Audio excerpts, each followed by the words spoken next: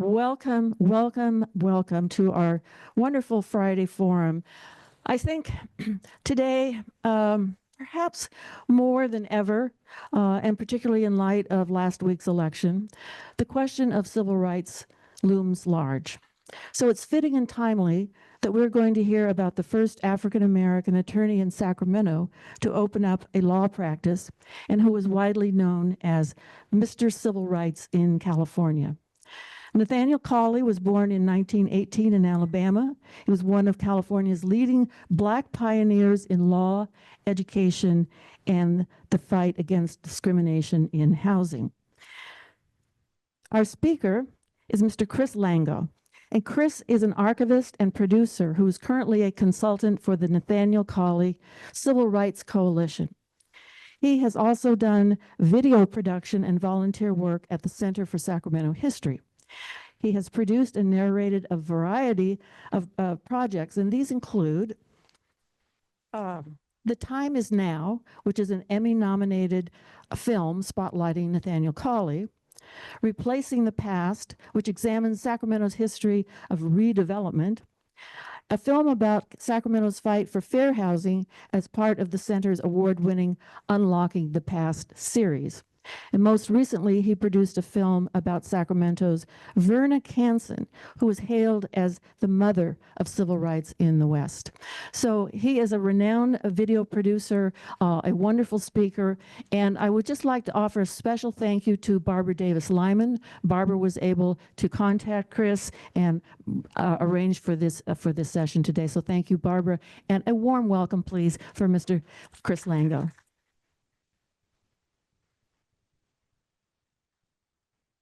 Thank you, Deborah, and to Barbara as well.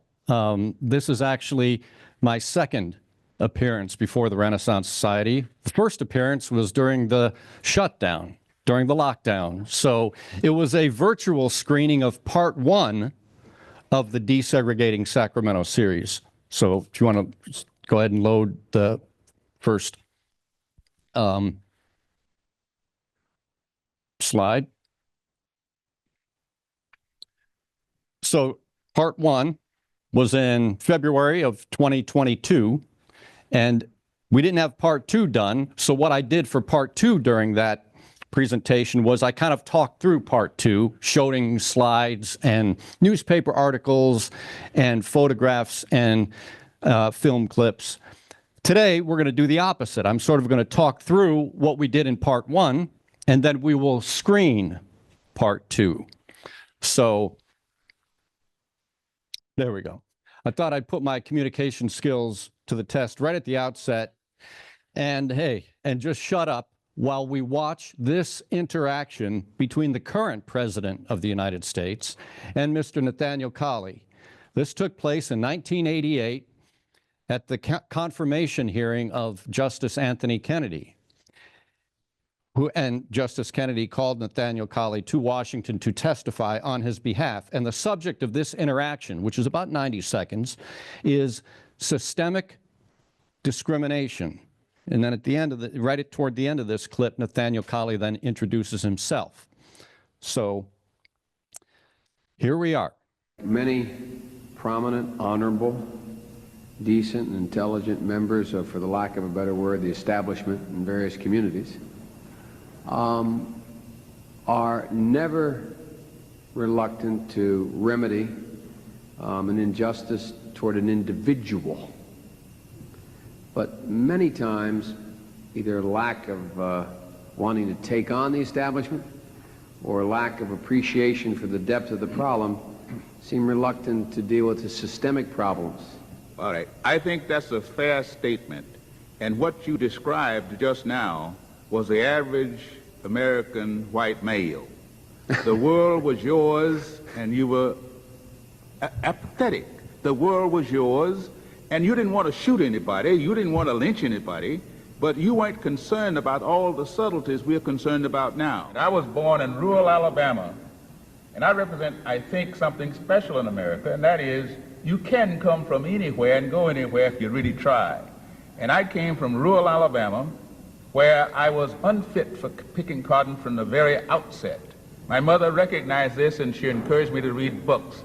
And of course, that was very important in my life because I ended up as an officer in the Army, for instance.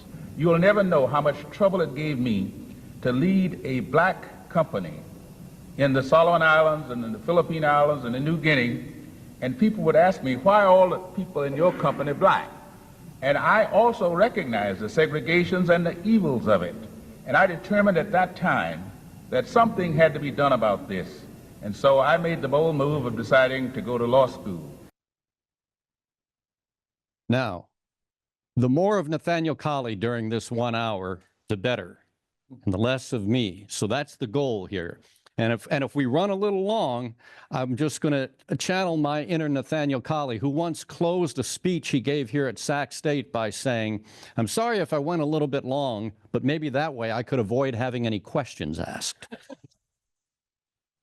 At any rate, Nathaniel Colley and Joe Biden. Joe Biden was the 11th president that Nathaniel Colley worked with over time. Here he is with President Kennedy right here in Sacramento in 1960. That's at the Southern Pacific Rail Yards when Kennedy was coming through town. Nathaniel Colley became an advisor to President Kennedy during his term and was on a commission to desegregate the military. And that commission is on that photo over there. It's taken from the East Room of the White House. Here's that commission right there. There's President Kennedy, there's Nathaniel Colley and the others. This is a blue ribbon panel that was put together in 1962. And Mr. Kennedy, President Kennedy, sought Nathaniel Colley right at the outset of the formation of this committee. There he is with Lyndon Johnson, 1961. Jimmy Carter in 1979. There he is at the 30th anniversary of the Little Rock Nine in Arkansas. This is 1987. There's Bill Clinton on the far left. Benjamin Hooks from the NAACP is speaking. Right next to Mr. Hooks, to his left, the lady is Rosa Parks. And there's Nathaniel Colley on the far right. Here's Mr. Colley speaking at that event, and there's then Governor Clinton right there on the left watching intently. And here he is with Bush 41. This is in January of 1990, and President Bush and Nathaniel Colley knew each other back when they were both students at Yale in the 1940s. So their connection goes way back. And what this was there was a series of fire bombings across the country at NAACP field offices at that time, and the NAACP asked Nathaniel Colley, who was the Western Region Counsel, if he would facilitate a meeting with the president to facilitate addressing those concerns, and so that's when this photo was taken. So my time with this whole process of discovering Nathaniel Colley goes back to 2010. My background is in sports. I was the sports producer at Channel 3 until the economy tanked in 2009. I started doing some volunteer and video production work at the Center for Sacramento History right as the Colley family donated his papers to the center. And I always need to stop here and give a shout out to Mrs. Colley, because she's the one who saved all the papers that got to the Center for Sacramento History. And so the collection is the Nathaniel and Jerlene Colley collection at the Center for Sacramento History. And this telegram that was sent to Nathaniel Colley from John F. Kennedy in June of 1963, urgently calling him to the White House right after the murder of Medgar Evers, was what struck me in going through the papers and literally set me on this path that brought me in front of you here today. Because I'd never heard of Nathaniel Colley back in 2010. And so I just couldn't believe when I was going through all those photos and seeing this person that was with all of these presidents and important people that I'd never heard of. That led to the documentary, The Time Is Now, that Deborah mentioned, and then the next one on redevelopment in Sacramento, which Nathaniel Colley was a part of as well. And then the Unlocking the Past series for the Center for Sacramento History. Among the other films that they have produced in this series, there's a series on slavery, on the KKK in Sacramento, and then the first one was on John Sutter, and then the Fair Housing series, Desegregating Sacramento. All of those films can be found on the Center for Sacramento History's website. The desegregating films were produced sort of in collaboration with the Nathaniel Colley Civil Rights Coalition, who I do consulting for. Two of the members of that commission, historian Clarence Caesar and sociologist Dr. Jesus Hernandez, they provide all the expertise and context during these films, and you'll see them in the screening that we're going to do here today. The film series was written about in the Sacramento Bee because the series actually was awarded a national award by the American Association for State and Local History, an award of excellence to the Center for Sacramento History for this video series. So this is just a very significant honor for the center, and this film is included in that award. So we talk about systemic racism. Nathaniel Colley and Biden talked about that at the beginning. Well, here's an example. Nathaniel Colley in 1988 was the keynote speaker at the NAACP's state conference in Fresno. And he told this, I had heard this story many times from other people, but I never heard him tell this story about what happened when he showed up in Sacramento with his Yale law degree written in Latin, and he tried to get a legal job with the state of California. And so he went to apply, and this is what happened. So I went to Sacramento to the personnel board. Now this is the state of California. It took me 15 minutes to convince the clerk to give me the form so I could sit for the examination. She kept saying to me, well, you realize this is for people who graduated from law school. I can read, I know that. I graduated from law school. My degree is written in Latin. I guarantee you couldn't read it.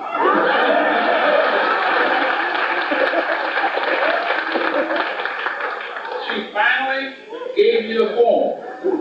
In fact, she sort of threw it at me and said, here it is, but it'll do you no good. I had no idea how prophetic she was. Because I sat for the examination, and it was a statewide examination. It was given in Fresno, Los Angeles, San Francisco, Sacramento, all over the state. I was number one on the list statewide. But do you think they'd give me a job? They would always say, we just hired somebody who had some special qualifications. But nobody would hire me. One of them asked me, what would you look like representing the state of California? I said, I'd look like a lawyer, I guess. What would you expect me to look like? I did get a job with the state. And my job, that summer after law school, with my Yale degree written in Latin, was in the textbook warehouse as a stock clerk, where I wasn't allowed to write on the box where the books were to go. All I could do was put the books in the box and nail it up, and a white young fellow who had not graduated from high school, because he told me so, would write the name of the school district where the books would be shipped. Now, if you do that to a person, you think that you get over that? Oh, no. But instead of getting angry, I decided to get even. I was going to use the system so that others wouldn't face that problem. Because somebody has to be the warrior out front. And so he was the one who was the warrior out front after that. So that video was shot by a woman in Sacramento that I met while I was doing the Virna Canson documentary that you mentioned. And I was looking for footage of Virna Canson, and this woman, Royetta Fulgham, whose name is on the screen, she was a secretary for the NAACP for many years here in Sacramento, and she went around to these conferences with her video camera. She shot all of it. And so in doing the research for Virna Canson, she had that in her garage with about 40 other boxes of material. So this is the kind of thing where, you know, this is golden. It's that old grainy video from almost 40 years ago. But to have this speech went on for about 40 minutes, and it's really his greatest hits. And he got up there, no notes, and told all these stories. And to have that is just priceless. So I wanted to at least give a shout out to Royetta Fulgham for doing that and saving this. And just so you could see it, here's the law degree written in Latin from Yale. So in 1949, 75 years ago, this is the 75th anniversary, Mr. Colley, instead of working in that warehouse for too long, decided to strike out on his own, and he opened his first law office right where Macy's is right now. And so right there on L Street, it's the Macy's backdoor entrance, which I think is closed, but it's right across the street from the Golden One Center. And if you go on the second floor and you go toward the back, if you have to go in on K Street, you go toward the back right between the Petites and the toy department. That's where his first law office would have been. I mean, this is really the important stuff right here. And there he is, right there at his desk in 1952, right there on L Street. So what were the conditions like in Sacramento when he arrived and he started fighting these fights? Tell me what kinds of conditions that you found in Sacramento. When I came to Sacramento, there were many, many business establishments in Sacramento which would not serve blacks. The only blacks that worked for the city worked in the waste removal. There were no clerical or other occupations with the city. There was widespread discrimination in housing. At that time, it was a practice of the Sacramento Housing Authority to segregate all blacks on one street. Whites and others lived elsewhere. So what the court ruled in that case was that such segregation was not legal or lawful because it was a public housing project. That case was the New Helvetia public housing case, where Mr. Colley got an injunction to get the Sacramento Housing Authority to put a stop to that practice of segregating residents, not only in New Helvetia, but in River Oaks, which is now called CV Circle. River Oaks was opening just as this case was going through the process, and it never went to a trial. He got an injunction from a judge to put a stop to that practice, and so River Oaks was going to open on a segregated basis. And so this was really a key injunction that Nathaniel Colley got. And then that paved the way for other public housing cases throughout California. This was the headline in the Pittsburgh Courier. Deal death blow to housing bias. NAACP suit produces settlement through integration. So then they went up and down the state fighting public housing cases based on what the judgment that was gotten here in Sacramento. This is a headline from the Sacramento Bee. Authority offers Negroes housing next to whites.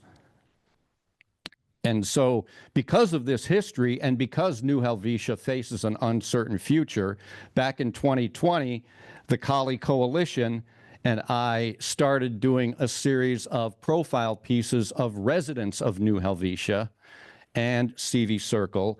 And so two of those subjects are here today, Diana Jin and Barbara Davis Lyman. And those videos are now available to be watched on the coalition website, colleycoalition.org.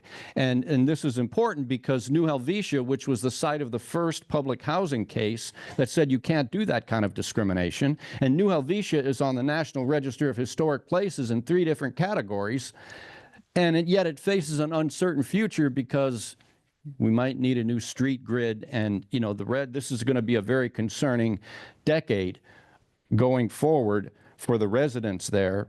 And so it was really important to document the history and the impact that living at New Helvetia and CV Circle had on so many people from so many different racial and ethnic backgrounds through the years.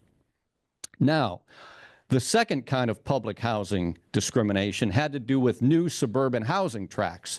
And this is all part of part 1 of desegregating Sacramento. All the new suburban housing tracts that were insured by the federal government, FHA, and the Veterans Administration. Here's how Nathaniel Colley describes that kind of discrimination that went on in all the new suburban housing tracts. Our housing problems have been largely created by the United States government. Let me tell you what I mean. In 1933, Congress enacted, as a part of the New Deal, a law called the National Housing Act. And in its preamble, it said that its purpose was to secure a decent home for every American. But what did they do when they created the FHA? Most of the expansion into the suburbs came through FHA insurance or Veterans Administration guarantees. Both the FHA and the Veterans Administration, up until 1951, required a racially restricted covenant on every piece of land on which they insured the house. What result did we get? Since if they required the restrictive covenants, that was the same as requiring racial segregation, and the FHA required it, and the FHA built the white suburbia in America. Oops. Did I cut out of that? Are we good? Yeah, you're good. Okay, so here's a few examples right here in Sacramento of some of these advertisements that relate to what he's talking about. This is a FHA restricted in East Sacramento.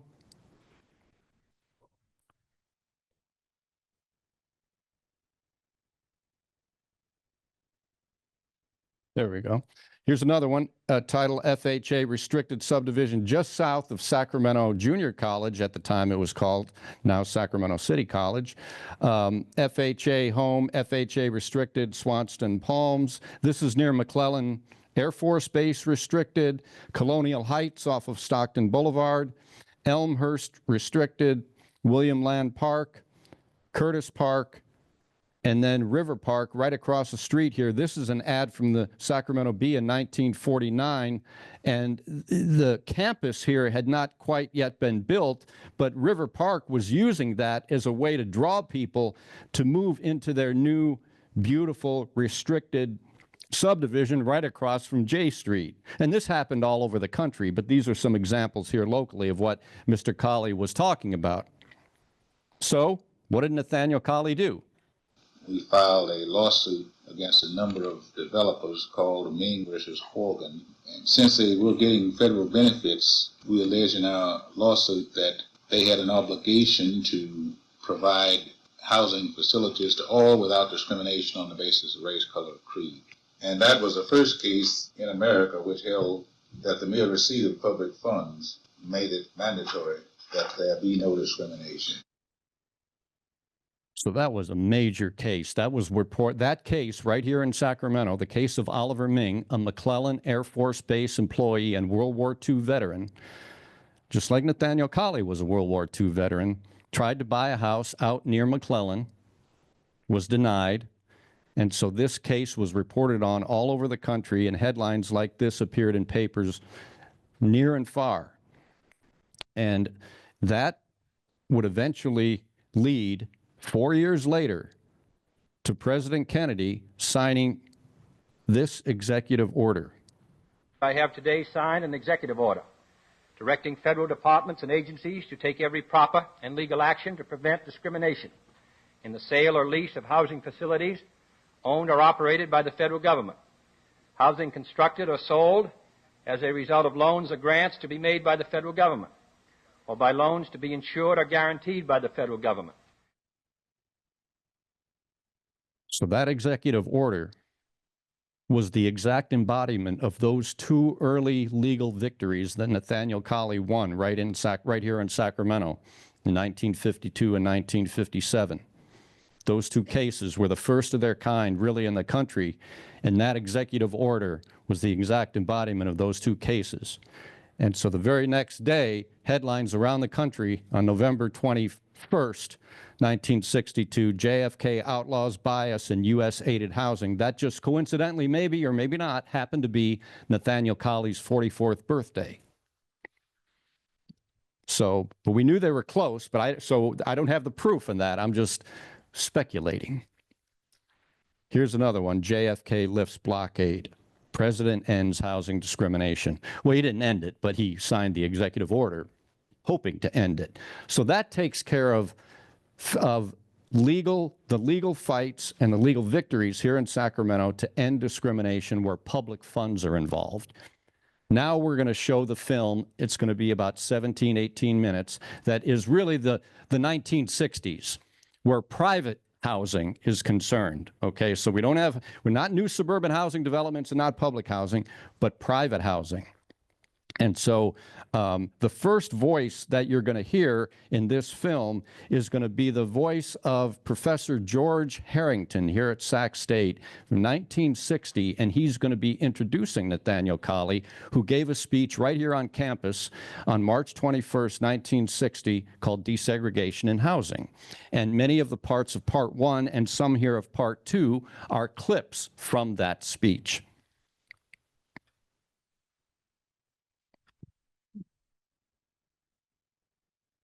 Our speaker at this session, Mr. Nathaniel Colley, is a well-known attorney in our community. Besides his general law practice in Sacramento, he has been the National Association for the Advancement of Colored People's Counsel in Sacramento and San Francisco public housing cases. I regard it a distinct honor and privilege to present Mr. Colley to you.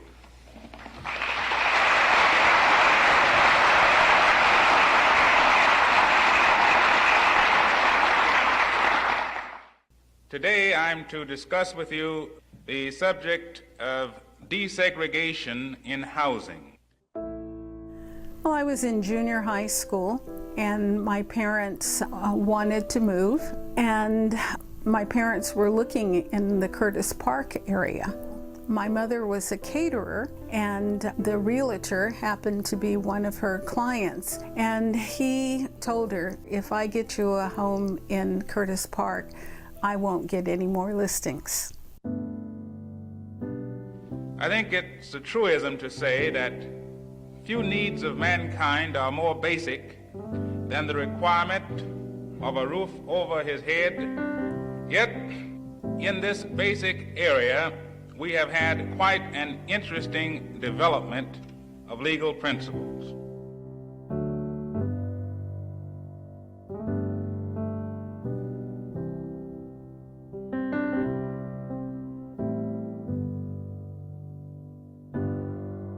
One thing I remember when we had to look for a new house is that my father would have me look through the Sacramento Bee and the Sacramento Union to see what homes were for sale, and I would call in the morning. You get this feeling that, you know, they don't want to sell to you. I don't care if the home is for sale, and all of a sudden they give you this song and dance. So after a while I got to the point where I would say, hey, you know, we're Japanese. If you don't want to sell to us, don't waste my time. I have difficulty believing that an overwhelming majority of the people in California really would prefer to have a system of housing discrimination where people buy houses according to their race instead of according to their economic ability to pay. Now the question is, does a person have the right to discriminate on the basis of color? Even if he is a private residence. Can I discriminate? Can I say, I don't want to sell my house to you because you're black? And this becomes the next legal debate here for how we're going into the 1960s. As a result, that was why the Rumford Fair Housing Act was proposed by Byron Rumford, who was the assemblyman from Berkeley. And so this prohibited people from discriminating on the basis of color so that anybody could buy a home anywhere they would like. This bill was designed to help people, and I'm sure there are people being helped by it, whether they're Negroes, whether they're Mexicans, or whether they're Catholics or Jews. I have no knowledge, but at least they have a question under the law, and they're asking for protection. And we have moved through the wilderness of legal segregation, and now we stand on the border of the promised land of integration. The old order is passing away. And I'm convinced as I stand before you tonight that the system of segregation is on its deathbed. It's a very nuanced legislation, and that was why the level of attention that it got, once it was passed from the California Real Estate Association, spawned the movement to overturn it. California Real Estate Association looked at fair housing legislation as an existential threat to its existence as an entity, because they relied so much on discriminatory practices that kept neighborhoods a certain way, either all white or all black. And this is when they begin this process of creating a referendum to be put on the ballot across the state to undo the Rumford Act. And that became Proposition 14. People talk about various civil rights acts that, catch your attention, like the National Civil Rights Act, the Voting Rights Act. In California, that act was Proposition 14. Blacks understood it to mean I could never buy the house I want if it was in a white neighborhood. Whites saw it to mean we could never have to sell to a black man or to a Mexican or to an Asian if I didn't want to, and I could protect my property ownership rights. It is a call for a constitutional amendment that in substance will legalize segregation. If this constitutional amendment comes into being, it will be a tragic setback, not only for California, not only for America, but for the cause of justice and for democracy, and it will be one of the great tragedies of the 20th century. It would give legal sanction to bigotry and make racial hatred a part of our Constitution. Keep California in the lead in the 20th century.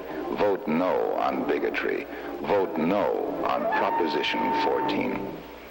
So Prop 14 represented really California's first real test of the racial divide in this country on a political scale heretofore not seen before. And through this process, Prop 14 was successful in a blue state that was very, very democratic.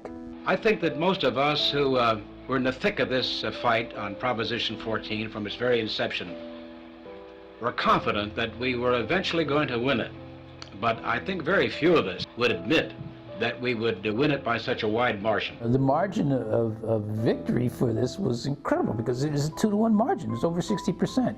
And even in Sacramento, it was over 60% margin of victory. I was raised in El Paso Heights. So when Prop 14 was passed, I was 14 years old.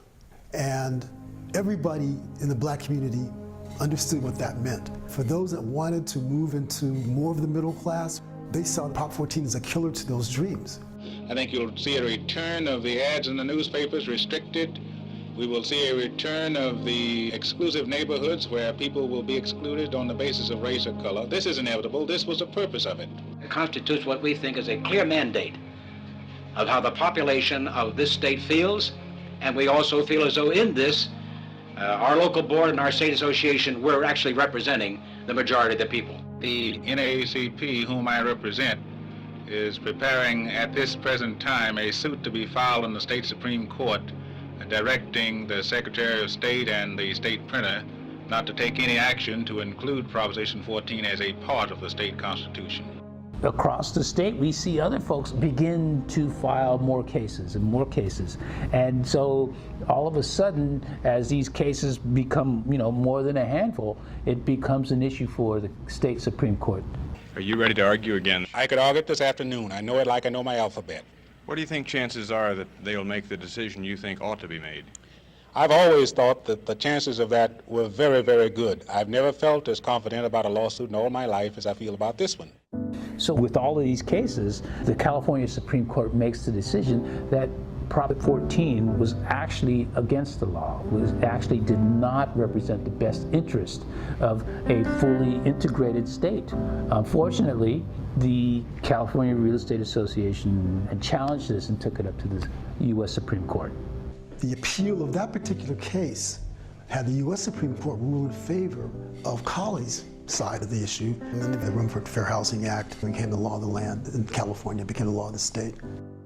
But and at the same time, this was the rise of the Republican Party in California during that time. And Ronald Reagan promotes this whole process of having the right to discriminate. We're doing our best now to keep the campaign promises we made last year. And one of those promises was to seek the repeal of the Rumford Act. One of man's basic rights is the right to own and dispose of his property as he sees fit.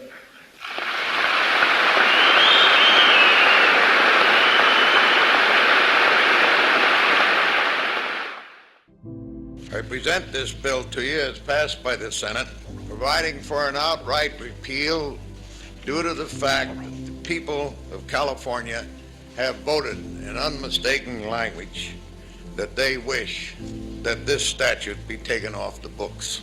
The southern state of Maryland has adopted fair housing legislation, and here they sit dragging California backwards. I don't think that they should be proud of what they're doing. The climate in California now is such that we do not need this type of leadership in the field of race relations. Now, this is the part of the law that I am opposed to. But I don't think the law goes that far. It's degrading to go to somebody's house or to call them on the telephone and have them say to you that the apartment is available, and to walk up to the place and have them look at the color of your skin and decide without asking anything about your ability to pay or your moral character. They simply look at the color of your skin and decide on that face value that they aren't going to rent to you. And when you have this kind of thing, you could not expect any dialogue between people. You cannot expect people to understand each other when they are physically separated. There's no question that you and I are probably in disagreement on one feature involved in open housing. For the individual homeowner, no matter how much I deplore his prejudice, that there is a great danger that government by law says to this individual how he can or must dispose of his property. The symbolism associated with fair housing in this state is such. Each time the chief executive of the state makes a statement indicating that he is opposed to fair housing legislation, it seems to me that this kind of statement serves as an invitation to violence. And I think it was not a coincidence that the first major urban rebellion occurred in California after Proposition 14. That was a period of a lot of frustration. You have to remember that there were riots happening in various cities across the country, so we wanted to see some concrete evidence that this country really meant what it said when we were talking about equality for all. They could get rid of these old houses and put some new apartments up here, do something for us. They act like they don't care. They want us to stay in these old tore-down buildings. I don't want to stay in them. I'm not going to stay in them. If they don't hurry up and do something, I'm going to have to. I'm going to have to have some help too. So I wish we'd get some kind of help. And so we began to see that Martin Luther King's civil rights movement was starting to lose momentum in terms of people's patience with the nonviolence philosophy. But after all, a riot is the language of the unheard. And what is it that America has failed to hear? It has failed to hear that the plight of the Negro poor has worsened over the last few years. It has failed to hear that the promises of freedom and democracy have not been met. I was at Sac State when he made the second speech, and it was almost a concession to, things like redlining, which unfortunately exists to this day. Large segments of white society are more concerned about tranquility and the status quo than about justice, humanity, and equality. It is just as necessary for the concerned person and the person of goodwill to condemn the intolerable conditions which continue to exist in our society, which cause individuals to feel that they have no other alternative but to engage in violence in order to call attention to their problem. Dr. King's death had a profound effect on the Negro community, both in Sacramento and across the nation.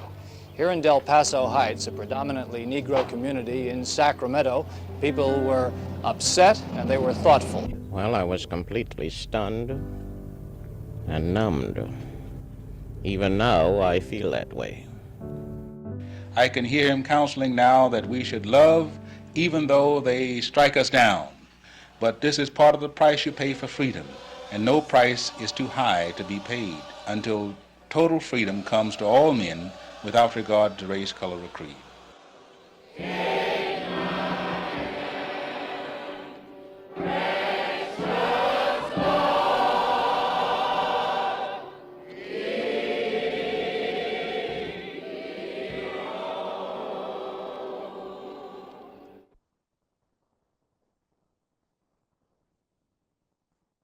President Johnson enters the East Room of the White House, where he will sign the new Civil Rights Bill, which prohibits the racial discrimination in the sale and rental of houses and apartments. Of course, all America is outraged at the assassination of an outstanding Negro leader. We all know that the roots of injustice run deep. Fair housing for all who live in this country is now a part of the American way of life.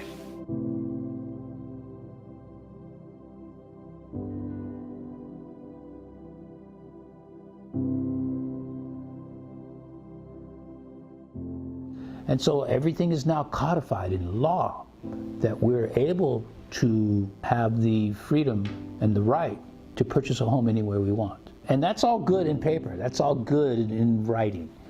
But the reality of the matter is people can still do that process of selecting who they want in their homes. You will see people trying to buy houses that were all of a sudden off the market. And you will see people trying to rent houses that all of a sudden that were unavailable. When he opened the door and he saw my face, he went, like, oh, she's black, So you see all of these undercover types of processes in place. I went to work for IBM. The building was at Capitol Mall at that time. And one day I left work and decided to walk down In Street where there were numerous apartment buildings at the time. I stopped at every building that had a for rent sign. People were very courteous and told me, dear, I'm so sorry, we just rented the apartment. I'm actually fixing something for the young lady that's coming back. Others would just say, well, I'm sorry, the apartment isn't available. There were probably 12 of them that I stopped at, but none had anything that was available to me. It is very subtle sometimes. And even unto this day, finding housing for African Americans can be difficult. In conclusion, let me say that it is my opinion that housing segregation is the key to the entire fight for desegregation in America. Until we desegregate housing, all of our other efforts will be of limited consequence. And so when we try to sum all of this up, what Nathaniel Colley is trying to say here is how housing has this major impact on all of our lives, because where we live is our first exposure to all the things that make us productive in society. Our education, our employment, the churches we go to, the recreation we have around us, what people call the social determinants of health, comes from where we live. And so when neighborhoods are deficient, when they don't have parks, when they don't have schools and STEM programs, when they don't have healthcare and hospitals, people suffer. This actually impacts their ability to earn income. When our income is affected, where we live also becomes affected, so that you can see these patterns of discrimination that happened years ago actually impact the future. How long do you expect this legal battle to take? Well, I don't know, but as I think that some general said, once we're prepared to fight on this line all winter, but we're prepared to fight on this line for many years if it takes that.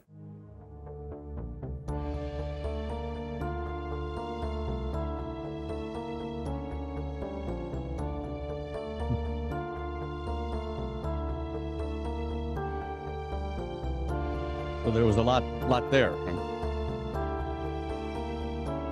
Got to get the credits in there.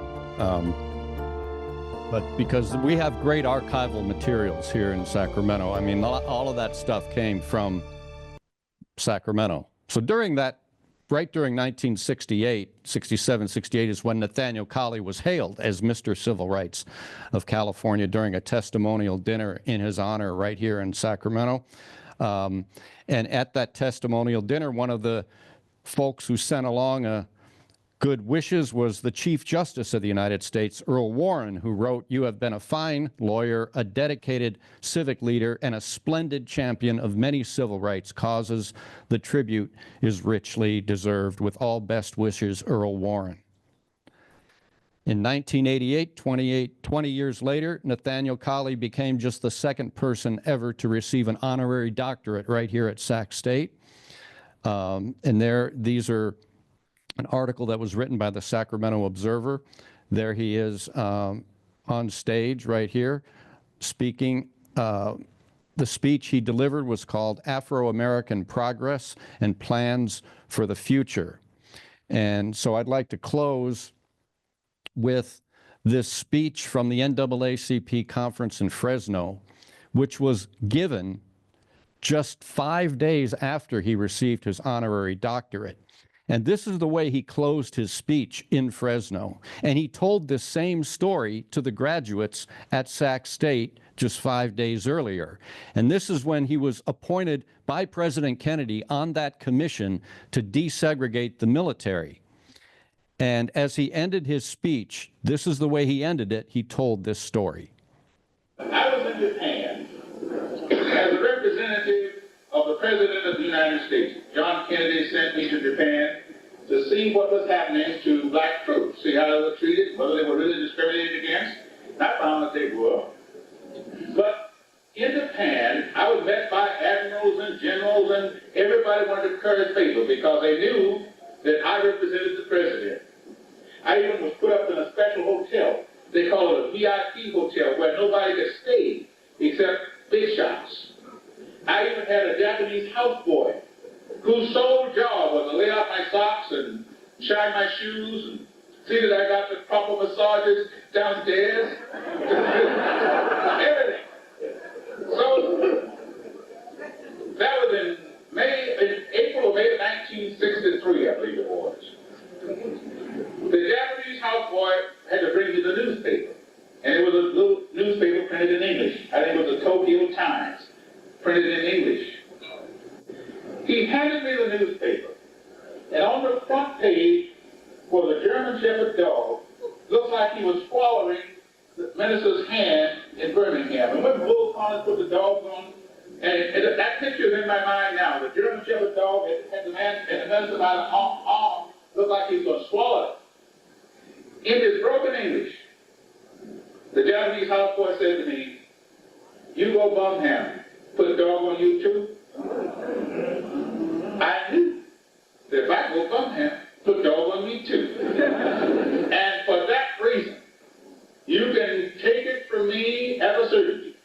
I'll never quit until they put the dog on nobody. Thank you.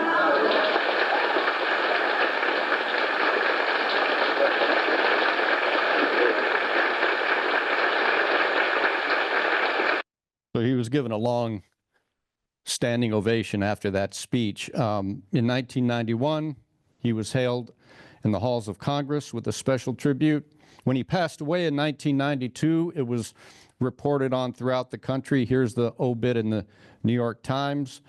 The Sacramento Observer dedicated a special section to his life.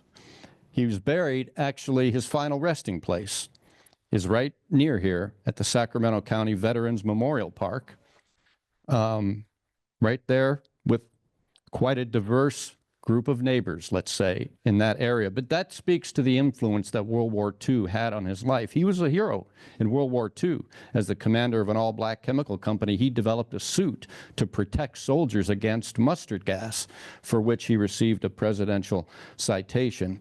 Since his passing, his house has been listed on the city's historic registry. His office building down on S Street, his last office, is also a local landmark. The Nathaniel Colley High School is now in the south area on the corner of Power Inn and Gerber Road. And then just a couple months ago, he was given a star on the Sacramento Walk of Stars right there on L Street. There is his family there at the unveiling. And then that's it. So thank you very much. And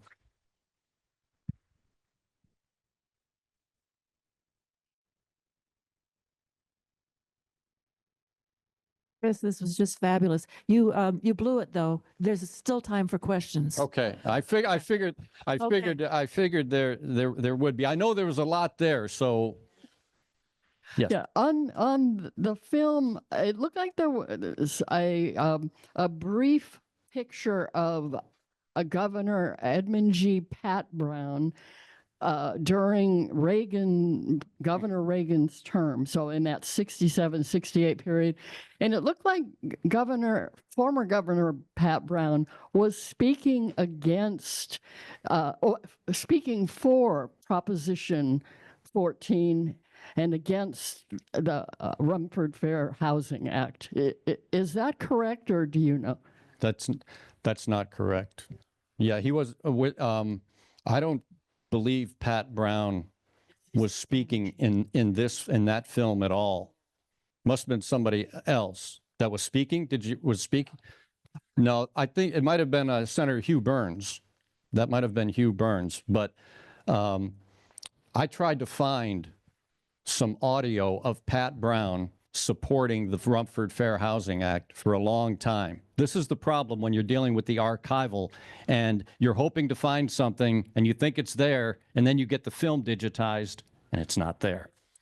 So, but no, Pat Brown was firmly in favor of open housing, and Ronald Reagan used the result of the Prop 14 vote in 1964. When he ran for governor in 1966, he used that to literally destroy Pat Brown in that election. Yes, sir. Just want to know the status of housing discrimination in Sacramento today. Well, it's the time. I think if you look at all of the areas that I showed where that had all of the racially restrictive covenants back in the day, in the 1940s, all the parks, Curtis Park, Land Park, River Park, Arden Park, not Oak Park, because Oak Park is so much older that those homes did not have those restrictions in them. That's why when people were displaced, they were only allowed to move into homes that didn't have those restrictions, and those were oftentimes the older neighborhoods like Oak Park and Del Paso Heights. So if you look at the current state of housing, if you want to say segregation in Sacramento, it's pretty much along those lines. Those areas that had the racial restrictions in them decades ago are still mostly white. And that's along the east-west line between, if you want to say Pocket, Southland Park, Land Park, Curtis Park, Elmhurst, East Sacramento, River Park, Arden Park. You can keep going out to Carmel along that line. The north-south line, the area that begins, say, in North Highlands, Rio Linda, Del Paso Heights, North Sacramento, Oak Park, Franklin, South Sacramento, Meadowview, that's the area that is mostly racially integrated. And those are the areas that still have some of the problems, because those were the areas that did not have those restrictions. And along the east-west line, you see, that's the area that has all the trees, the city of trees. And of course, you can see this by looking at aerial, and you can do this with other cities around the country. So the whole idea of Sacramento being America's most diverse city, while that's true by the numbers, it's a little more complicated than that as we sit here in 2024, because this area along the north-south line is still largely underserved. And these are the kinds of things that Nathaniel Colley would be fighting for if he were still alive today. He would be finding the cases where you see where suddenly there's a budget crunch and schools need to be closed. And more often than not, they're closed along this north-south line. If anybody is interested, Dr. Hernandez wrote a 190-page report for the city of Sacramento called Race and Place in Sacramento, where he dives into all of this history and the outcomes of it, and then also writes on some of the better practices in cities around the country as well. So I have a QR code. This is the front cover of the report. So if anybody wants to take a picture of this, it'll take you right there, and you can read it online. So that was a long answer, but sorry. Okay, well. Anybody else? Oh, one more question? I think we have time. This will be the last question. I think it was you, Mr. Lango, that said that you went through McGeorge and there was nothing about Colley there.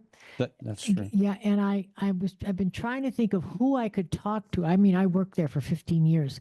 Not that, I knew a lot of people, but I think that that's a horrible situation.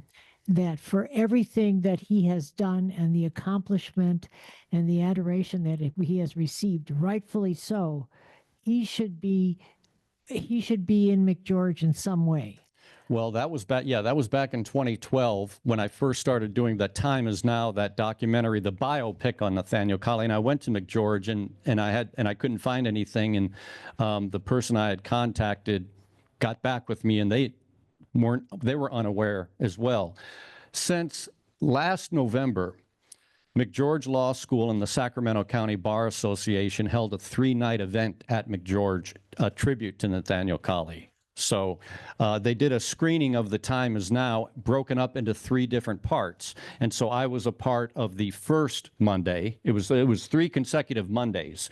And so I was a part of the first Monday. And then there were other members, family and friends that were part of the second Monday, and then members of the legal community and part of the third Monday. So that was really a fantastic tribute. And it was really Andy Liebenbaum, who at that time was the president of the Sacramento County Bar Association, happened to see The Time Is Now one Friday night and was so taken by Mr. Colley's story that it inspired her to organize that event.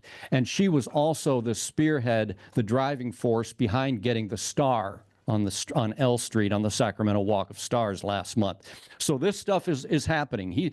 Mr. Colley is kind of having a moment here in the last year or so with a lot of these things being named, and rightly so. I mean, for me, I think the highest honor would be the Presidential Medal of Freedom.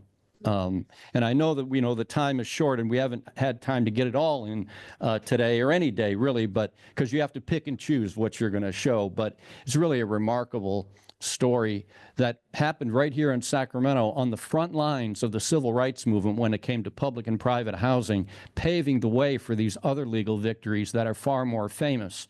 But it all started right here in Sacramento through his efforts. Wonderful. Thank you. That's just wonderful. I think maybe we need to have a film festival of all your work here.